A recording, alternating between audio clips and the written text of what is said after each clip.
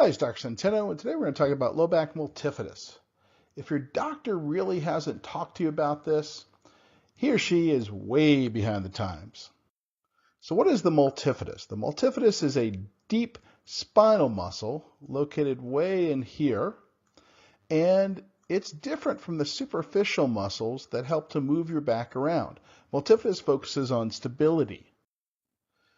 And you've probably never heard of it, and your radiologist never likely put it in the report because radiology reports, regrettably, are still mostly about whether or not surgery is needed. And it's really time to change this behavior. So what does it look like on MRI? Off on the left here, you can see muscle in this area, which is dark, and that's a normal multifidus. Off on the right, you see white stuff in here, which is fat atrophy, and that's an abnormal multifidus. And there's really loads of research on this topic, 119 studies at last counting. So there's a ton of research. The vast majority of these studies correlate atrophy of this muscle, meaning the muscle shrinking or getting changes in how it looks, with poor outcomes and functional problems in the low back.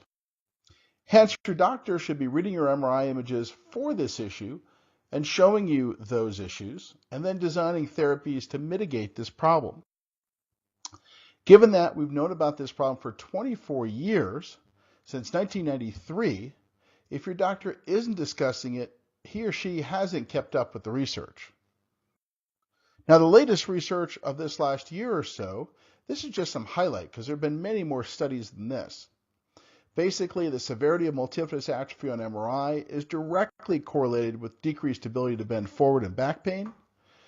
Disc degeneration on MRI is associated with bone changes and multifidus atrophy, indicating a whole organ pathology. And the fatty composition of the multifidus muscles in the back was directly correlated to poor physical function in yet another study.